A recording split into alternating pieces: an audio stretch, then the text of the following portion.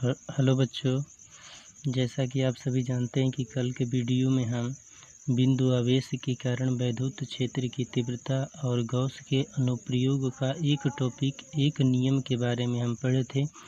आज के इस वीडियो में हम दूसरा जो नियम है, समान आवेशित गोलीय कोश के कारण वैद्युत क्षेत्र की तीव्रता ज्ञात करनी है। गोलीय कोश के कारण वैद्युत क्षेत्र की तीव्रता ज्ञात करनी है। जैसे मान लेते हैं कि हमारे पास एक गोलीय कोश है जिस पर धातु का एक गोलीय कोश है जिस पर आवेश दिया गया है। यह जो आवेश है गोलीय कोश पर एक समान रूप से इसके पृष्ठ पर एक समान रूप से फैला हुआ है। जो आवेश Q है इसके पृष्ठ पर एक समान रूप से फैला हुआ है।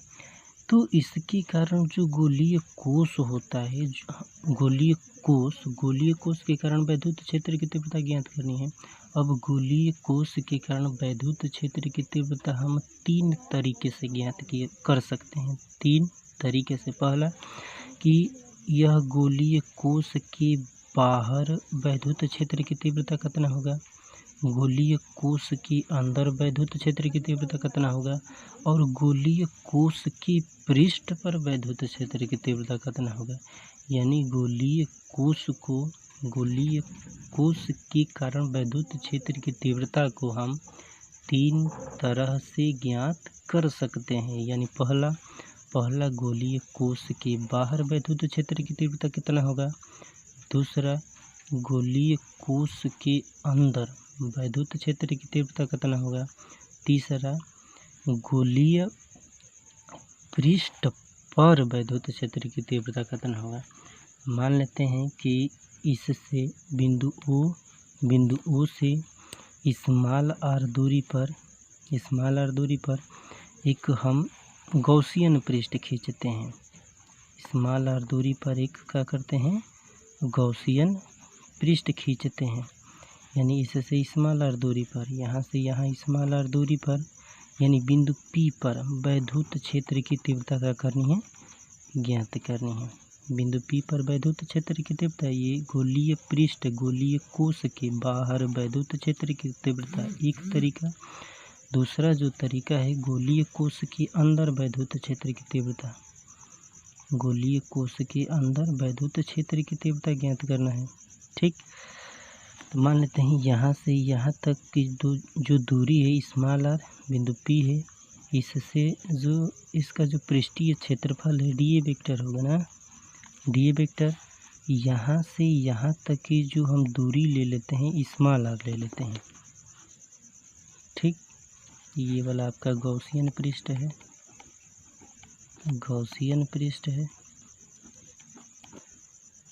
ये वाला जैसे जैसे चित्र है वैसे वैसे इसको लिखना है, कुछ नहीं करना है। बस एक गोलीय कोश है, गोलीय कोश के कारण वैद्युत क्षेत्र की तीव्रता को 3 तरीके से ज्ञात कर सकते हैं कि गोलीय कोश के बाहर बिंदु P पर वैद्युत क्षेत्र की तीव्रता कितना होगा, गोलीय कोश के पृष्ठ पर वैद्युत क्षेत्र की तीव्रता कितना होगा, और गोलीय कोश के अंदर वैद्युत क्षेत्र की तीव्रता कितना होगा।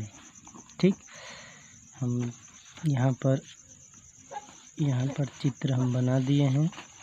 अगर यहाँ पर दिया है कि ये आवेशित कोश है, ये गोलीय कोश है।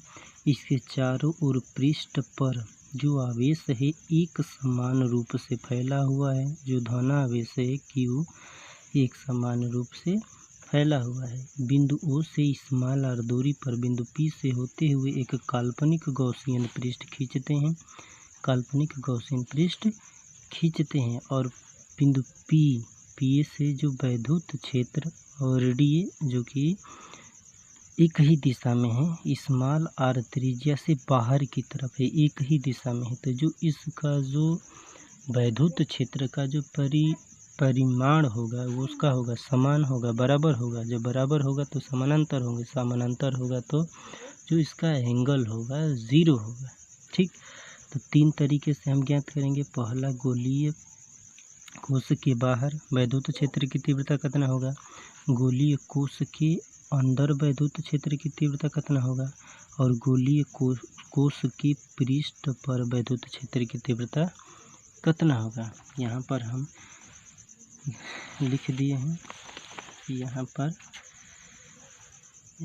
पर लिखे हैं कि जब किसी धातु के गोलीय कोश को आवेश दिया जाता है तो यह आवेश उसके पृष्ठ पर समान रूप से फैल जाता है।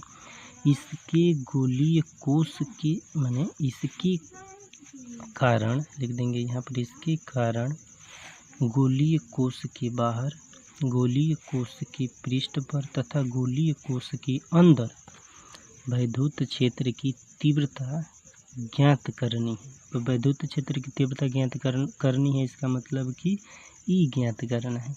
और गोलीय पृष्ठ की जो त्रिज्या है, गोलीय पृष्ठ की त्रिज्या यहाँ पर, गोलीय पृष्ठ की त्रिज्या का है स्मॉल आर है।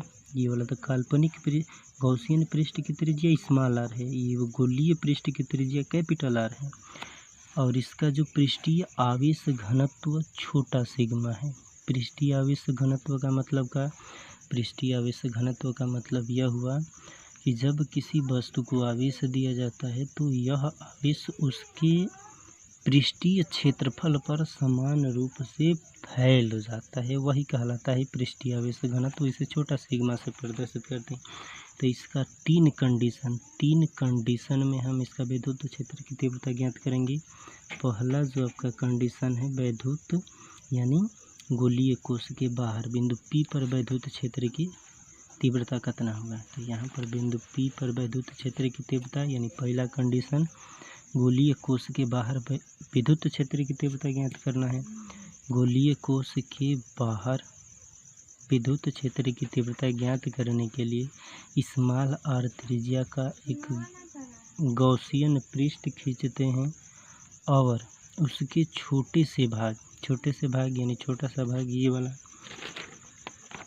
छोटा सा भाग यानी ये वाला छोटे से भाग से गुजरने वाला वैद्युत फ्लक्स, वैद्युत क्षेत्र से बाहर की तरफ गुजरेगा वैद्युत फ्लक्स, डी से गुजरने वाला वैद्युत फ्लक्स की गणना कर लेते हैं। ठीक, अब इसका डेरिवेशन करेंगे, सूत्र का डेरिवेशन करेंगे। तो चूँकि हम जानते हैं यहाँ पर डेरिवेशन इसका करेंगे तो यहाँ पर हम जानते हैं कि जो स्मॉल आर है ये वाला कैपिटल आर है, स्मॉल आर बड़ा है कैपिटल आर से। क्योंकि यहाँ स्मॉल आर बड़ा है कैपिटल आर से, जब स्मॉल आर कैपिटल आर से बड़ा है तो इसका अगर डेरिवेशन करेंगे तो लिखेंगे कि अतः छोटे से भाग डीए से गुजरने वाला विद्युत फ्लक्स। अब यहाँ से वैद्युत फ्लक्स निकालेंगे, तो अगर यहाँ से वैद्युत फ्लक्स निकालेंगे तो चूँकि d phi E is equal to वैद्युत flux d phi E is equal to E into d A cos theta, यही होगा पीछे वाला सूत्र से। चूँकि एक ही दिशा में है, बाहर है, गोलीय गॉसियन पृष्ठ के बाहर है यानी समानांतर है, तो थीटा का होगा 0 होगा। जब 0 होगा तो यहाँ से मान रखेंगे d phi E is equal to E into d A का 0 अंश का मान का होगा 1 होगा। ठीक, दोनों तरफ इंटीग्रेशन करेंगे समाकलन, तो लिखेंगे phi E is equal to E integration d A. चूँकि हम जानते हैं कि इंटीग्रेशन डी ए जो होगा गोलीय कोश का है, गोलीय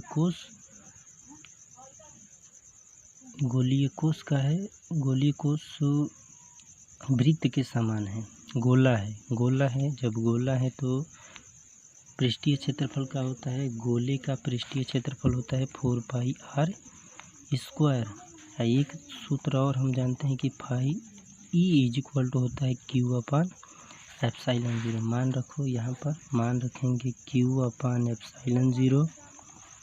ई उसी तरह रहेगा, इंटीग्रेशन डी के स्थान पर 4 पाई आर स्क्वायर, ई का मान निकालेंगे तो 1/4πε0 Q/r²। ठीक, यही सूत्र होता है न्यूटन प्रति कूलम। ये क्या है, ये कोश के बाहर लिख देंगे कि गोलीय कोश के बाहर वैद्युत क्षेत्र की तीव्रता कितना होगा, 1/4πε0 Q/r। अच्छा, एक चीज़ और बात करें हम, यहाँ पर पृष्ठीय आवेश घनत्व सूत्र थोड़ा और बनाएं। सूत्र अगर बनाएं तो पृष्ठीय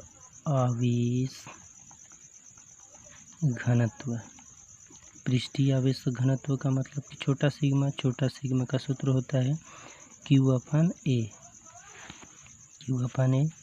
अब देखो पृष्ठीय आवेश घनत्व, तो यहाँ पृष्ठ की बात कर रहा है और जो पृष्ठीय त्रिज्या है कैपिटल R है।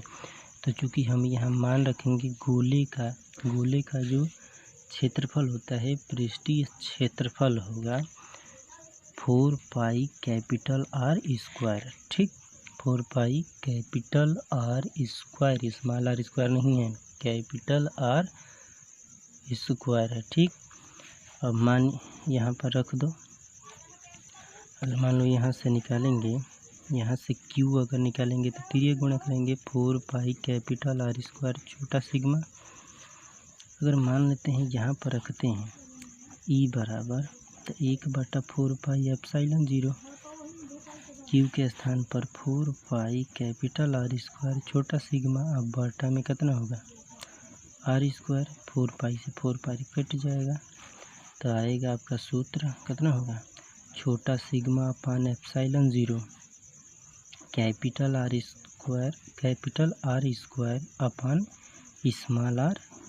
सूत्र ये होता है न्यूटन प्रति कूलम, यानी गोलीय कोश के बाहर वैद्युत क्षेत्र की तीव्रता कितना होगा, एक तो ये वाला होगा 1/4πε0 Q/r न्यूटन प्रति कूलम गोलीय कोश के बाहर।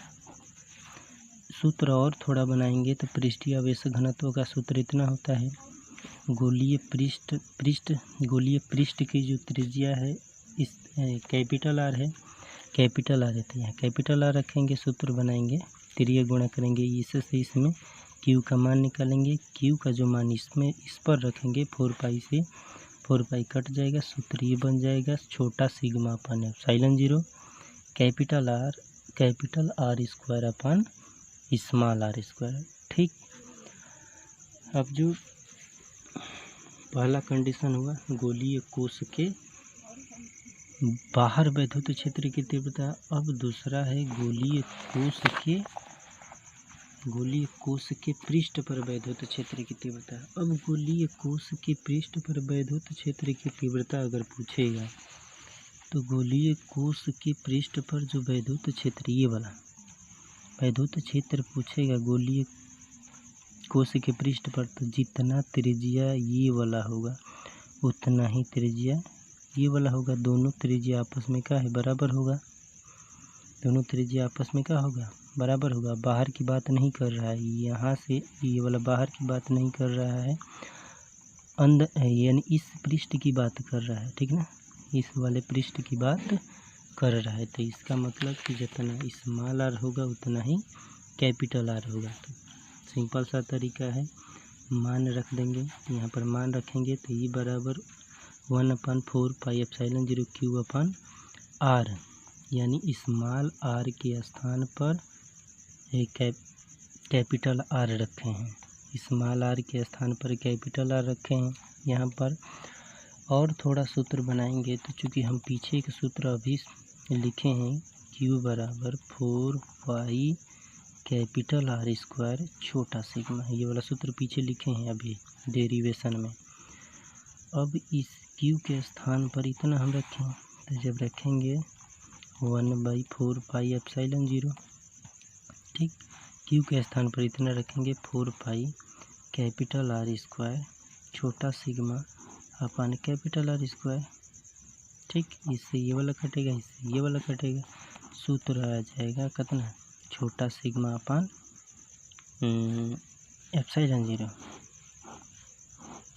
मात्रा का होगा न्यूटन प्रति कूलम। यानी गोलीय पृष्ठ पर वैद्युत क्षेत्र की तीव्रता कितना होगा, छोटा सिग्मा अपान एप्सिलॉन जीरो, छोटा सिग्मा अपान एप्सिलॉन जीरो, छोटा सिग्मा अपान एप्सिलॉन जीरो। ठीक। अब तीसरा कंडीशन है कि गोलीय पृष्ठ के अंदर, तीसरा कंडीशन यह है कि गोलीय पृष्ठ के अंदर वैद्युत क्षेत्र की तीव्रता कितना होगा, गोलीय कोश के अंदर वैद्युत क्षेत्र की तीव्रता। चूँकि देखो एक चीज़ यहाँ समझो कि अगर गोलीय कोश के पृष्ठ पर वैद्युत गोलीय कोश के पृष्ठ पर आवेश हैं, गोलीय कोश के पृष्ठ पर आवेश हैं, उसके बाहर भी आवेश हैं, लेकिन गोलीय कोश के अंदर कोई आवेश नहीं होता है, कोई आवेश नहीं होगा। जब गोलीय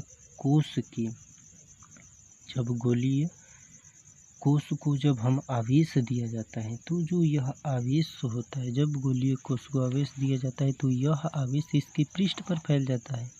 जब इसके पृष्ठ पर फैल जाता है तो यह आवेश अंदर नहीं जा पाता है। जब कोई अंदर आवेश नहीं जाएगा, तो जब अंदर आवेश नहीं जाएगा तो इसका मतलब कि जो उसका आवेश होगा आवेश शून्य होगा, आवेश चार्ज जो होगा आवेश शून्य होगा, कोई आवेश नहीं होगा। जब कोई आवेश नहीं होगा तो वैद्युत क्षेत्र की तीव्रता क्या होगा, शून्य होगा।